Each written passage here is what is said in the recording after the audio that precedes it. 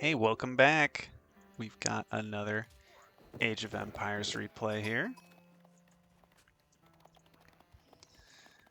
The map is Hidden Spires. It's a hybrid water map, so you know I'm back to playing English. We're going to be aggressive. We're going to get that council hall down. My opponent is Facubus, playing as the Abbasid. And the chat in this game is constantly censoring words that aren't even naughty. They're not even profanities. And somehow, my opponent gets the username Facubus. I'll never understand. That said, when I looked up my opponent online on the unofficial leaderboards, Facubus is top 300 North America, rank 200 something. And if I'd have known that going into the match, I would have had no confidence.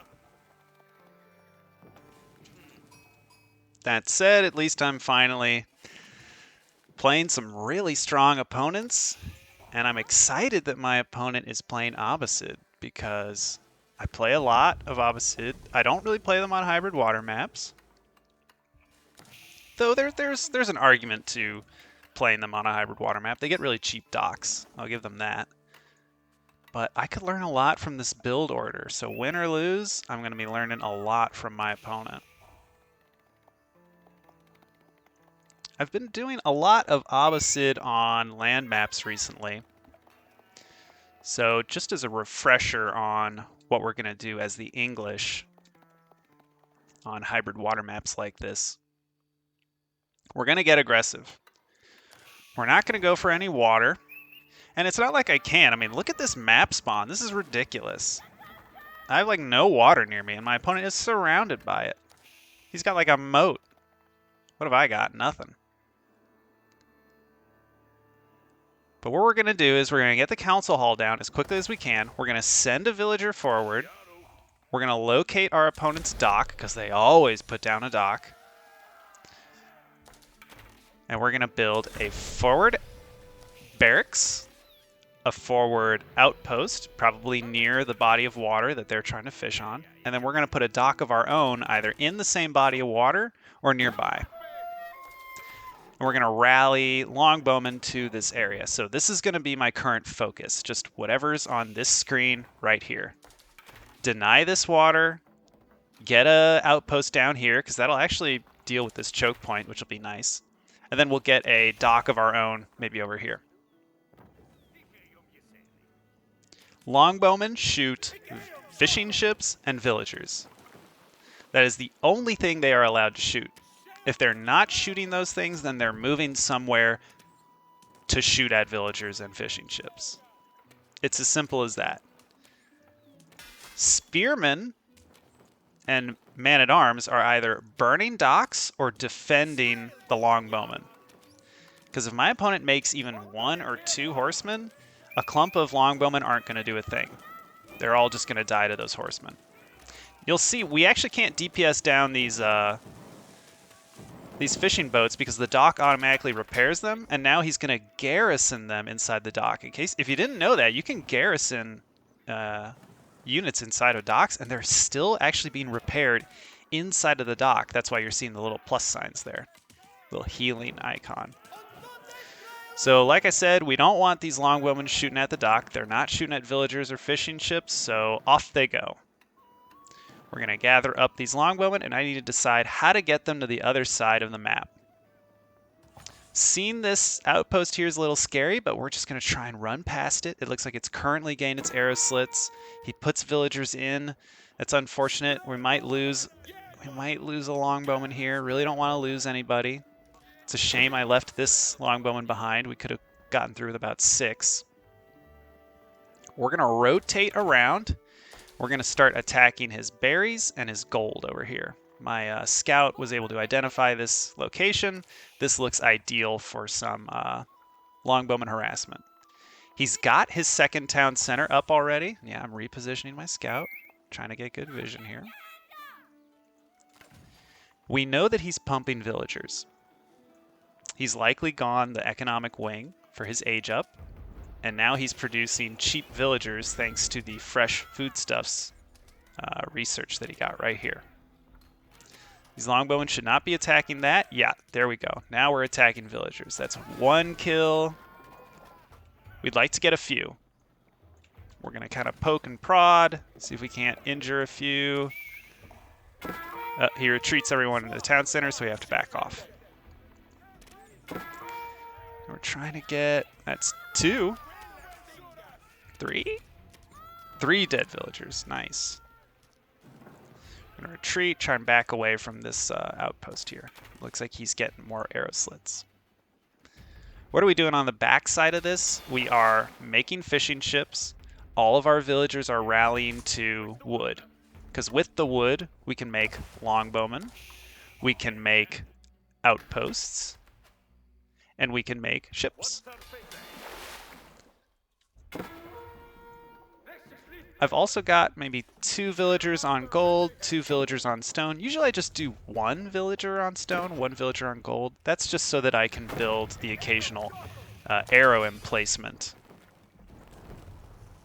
Now we're trying to shoot down these fishing ships, but they're just going to run away. I think we might have gotten some more villager kills over here. Oh yeah, there's some weak ones right there. Oh, if we could snipe them off really quick. 1. That's 1. Maybe another right there. No. Damn. But we've killed maybe 5, 6 villagers. Oh, this villager has 2 health. That'd be a great kill if we could get it. Oh, come on, guys. That's the 1 villager we want. You gotta look for this. The key thing here is that even though my opponent builds these outposts, there's no guarantee he's gonna jump his villagers inside of them. So if we can get like a kill after they've built it, so be it. See, they don't actually go in it. Oh, there's that 2 health villager. If we could just get a shot. Nice. Now these 3, 1, 2, 3. 3 volleys with 3 longbowmen. Keeping them in 3s seems to be the way to go. 3 volleys of 3 longbowmen, that's a villager kill. We're also trying to put some pressure over here. Not sure what we'll get out of it, but we seem to be pressuring his wood line. That's another excellent resource to deny. He can't chop these trees. He's trying to chop those. And his horsemen have cleaned up my units. So I'm losing a lot of my forces. I do have my outposts down. That's good. And we're going to create another opening here with a sizable force. Some man-at-arms, some longbowmen. And we've got this outpost here, and it's currently giving the network of castles enhancement. So all these units are attacking a little bit faster. I'm not sure why it's active right now. It's not like we're being attacked. Okay, there we go. Guess it went away. We've broken through. We're going to see what we can do around here, but probably not much. Oh, I guess it's because of this villager. This villager triggers the network of castles. We're going to dip in here, see if there's any villagers chopping, but we really don't want to come too far forward because, yeah, he'll just retreat everyone into the town center and we'll start taking arrow shots. So let's back out. We're going to loop around. Maybe we can deal some damage down this way. Although he's put up a lot of towers. There's not much we can do. On the backside, 7 fishing ships going up to 8. Getting some farms down. That's good. English farms, always a good idea. Getting aggressive on the gold. And we're also getting aggressive on stone because I've realized once this attack slows down and my opponent either ages up, which he's actually doing right now. If my opponent ages up, or I lose too many forces, or he just commits so much to defense that it becomes inefficient to attack. Oh, would have loved another kill there. Oh well. Like, it's starting to become really inefficient to attack. He's got all these arrow emplacements. I'm losing my units. He is having to shuffle his units, his villagers back and forth, so he's not being as productive with his villagers as he thinks. But once this attack, and oh, I'm losing all my units here, that's unfortunate. Once this attack is over, my opponent is going to get ahead so quickly with his 2 town centers, just pumping villagers. So my options are to either keep up the aggression or try to outproduce him. Oh, how did one of my man-at-arms die in the outpost? That was so weird. I decide, let's get ahead. Let's expand and boom faster than him, which is a hard thing to do because the Abbasid, they just have tons of research that can really let them expand quickly. But he doesn't have the water, so I'm going to continue to fish, and I'm going to go triple town center by building this second town center with the stone and wood that I gathered. And then my third, or my age 3 landmark is going to be the King's Palace, which is another town center. So with effectively 3 town centers, I'll be producing just as much as him and hopefully hold on to my advantage on the water to win. That's my thinking. Rather than go for the kill with like rams and whatnot, I mean, he's got so many defensive structures and he made it to the Castle Age. I just did not want to commit more here. I'm going to retreat. Retreating my forces back. We're going to stop producing units. Or if we do produce units, we're going to keep them back home. We're going to start adding military buildings back home. And we're just going to start producing from these triple town centers. 3 villagers at a time. That's great. And also, I have good map control. So I'm hoping, now that we're in age 3, I can do some things that'll take advantage of it. Get shipwrights that'll make for cheaper boats, and I can probably put some hulks out on this water to keep more tabs on him and prevent him from sending out more units. Let's speed things up here because it's a little bit of downtime here. It's great having these outposts. I can see whatever's going on.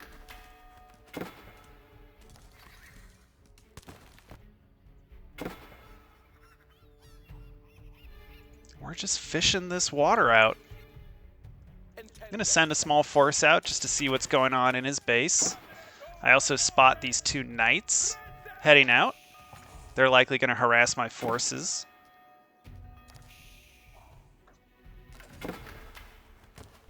It's kind of nice trading fire here because, I mean, yeah, we're both constantly getting pings about being under attack, but he's the one more at risk of losing villagers if he's not paying attention to those attack notifications. We kind of swap scouts, and I send in my forces. I'm not scared of 2 horsemen, so I'm more than happy to fight them. And seeing those knights that rode past here, I'm going to put an outpost down near this new wood line that I've created. And I've also put down a monastery. I figure if I've got map control, we'll try and get the relics and sacred sites on the map. 2 mangonels, a big mass of man-at-arms. I'm finally seeing what my opponent is producing. What's the answer to mangonels and man-at-arms? It's not longbowmen. We're not going to just spam longbowmen. That was never my intention, but all he's really been attacked by are longbowmen, so not surprised he went this way. Really what I need are knights. So I'm putting down more stables, starting to pump these knights out. Because the knights can at least stand up to the man-at-arms, and they'll be able to take out his siege units very quickly, because cavalry do bonus damage to siege units. There they are, just a big clump of them just going tower to tower, taking down everything. At least I've got vision of all this. Meanwhile, he sends his knights in to harass. Looks like I'm losing 1 villager. I'm quick on the draw there, but that's 2 villagers. Probably 3 right there. Yeah, 3 villagers. Unfortunate, but I mean, I'm producing them like crazy. Get out of here, knights. We'll chase them off with these units. And fortunately, I'm getting these hulks out on the water, so these are going to be able to snipe some of his units that try to pass through these choke points here. Maybe if I wall this off or something, he'll have to go through this little land bridge here. My Hulk can take shots. But these Hulks deal a lot of damage. 100 per shot. They do a ton of damage to individual units and are decent against buildings too. Seen a keep go down here. That's a really annoying keep. It's securing these 2 food sources for him. And if my fishing ships come a little too close to these shoreline fishing spots, they'll get sniped down. So great keep placement by him. Losing all my forward outposts, that's okay. Grabbing relics off the map. Trying to find those knights that harassed me, and we are very fortunate we find them. We're going to scare them off. Sending some units of my own forward. Okay, looks like, oh, we find his, oh. See, it's not awful engaging these man-at-arms with the knights. It's just heavy armored units fighting each other. At least my longbowman's getting shots in, even though, I mean, he's dealing 6 damage versus these units which have 6 armor. He's dealing 1 damage per shot. Pretty sad. Yep, losing fishing ships to the keep. But at least we're mining, or fishing from this deep water fish. In fact, yeah, we've already fished it out. That's great. Over here, it looks like my Hulk sniped down one of his knights. And I mean, these things can, 100 damage? They can almost 2-shot knights. Nothing scarier than watching your knight's health drop to like half from 1 shot. And we find some of his exposed siege units. His mangonels were left here unguarded because he sent all of his man-at-arms to destroy my outpost up here. So we were able to snipe down those mangonels. They're expensive, and rather than engage with his troops, I'm just going to send my units deeper into his base to try and scout out what he's got. Seeing a blacksmith, archery range, another blacksmith. Okay, good to know. I definitely need upgrades of my own. I don't have any, though I do have the 2 blacksmiths. That's good. We're finally getting some more upgrades. Upgrade-wise, I've got a wheelbarrow.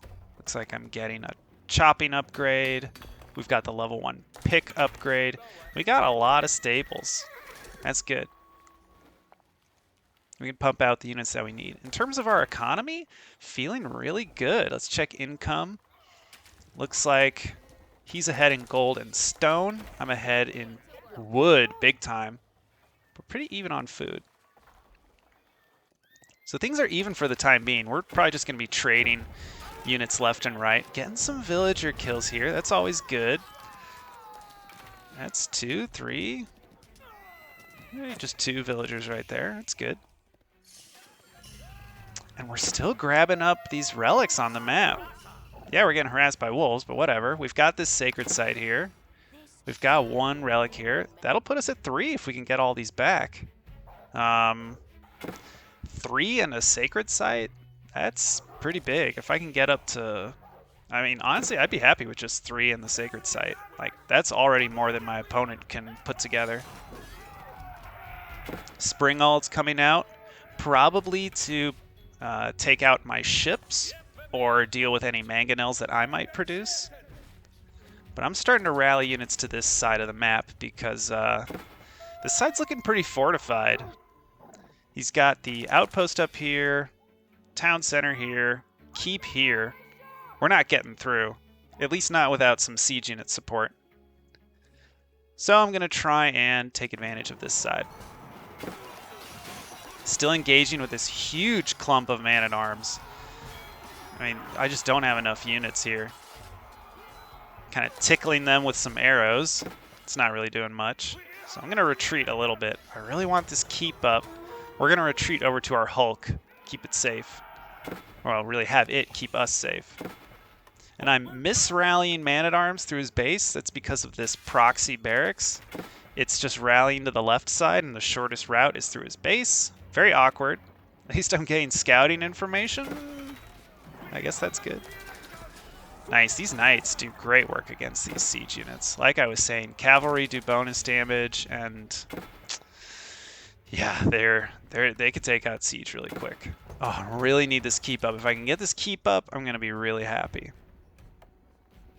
Because that'll secure this side of the map.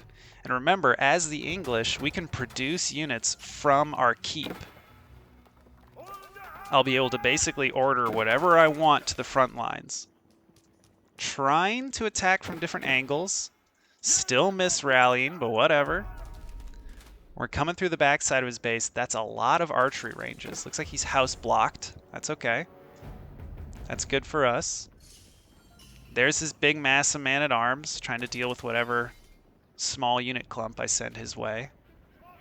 Then I spot the third town center. This is how I knew that my triple town center approach was the right one, and I really should be producing more units. I'm up to 105. That's a pretty good villager mass. I could maybe get it up to 120 and then kill some off later, but that's really good.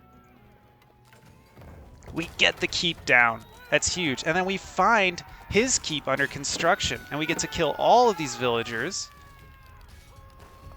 Now we're just going to sit on this keep and prevent him from building it. He's probably going to send a lot of villagers forward to build this, or he has to cancel it. Also in the next update, I believe, buildings that are still under construction are going to take extra damage when units are hitting them. So if this were the new patch, this would be taking way more damage than what it just suffered. We're going to engage with his man-at-arms. If his full man-at-arms mass comes at us, that'll be scary. But fortunately, he sends a huge group of them this way into my keep. So now the keep's raining arrows down on all these man-at-arms. We're about to have the Springald emplacement finish. And to deal with this forward keep of his, we're ordering a trebuchet from our keep. And with my strong economy behind this, the food and gold production is just insane. I'm able to go up to the Imperial Age with the Windguard Palace. If we look at my monastery, we're up to 4 relics, and there's the 5th. That's all the relics on the map. That's going to be such a huge gold income. You can see he doesn't even have gold income at this point. Where can he get gold? I'm mining it from here.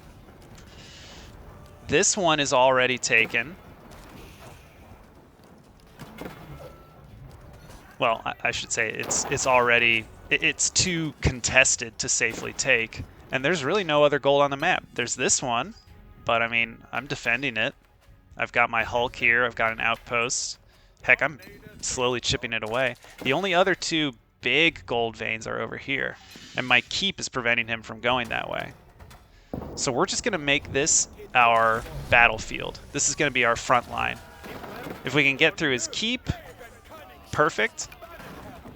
But if things just stay here, if this turns into a stalemate, I'm happy. This keep is on its last leg. He's got villagers on the back trying to repair it. You can see them back here. They're all just working on it. I've got trebuchets pounding away at it, and I've got battering rams shooting. If he sends his units forward, I've got a mangonel, which has the Network of Castles enhancement, so it's shooting faster. See, we're discouraging his crossbowmen from coming forward. And now my longbowmen are veteran. So now they're dealing 10 damage against his man-at-arms. So now instead of tickling them with 1 damage, we're actually dealing, I think 3 or 4 every time we hit these man-at-arms. So now it's actually worth it to engage these man-at-arms with some of these longbowmen. Got my cavalry burning down his siege units. He's making more Springalds. But yeah, these trebs are doing work. We're going to put another keep down to completely secure these gold veins. We even get our university forward.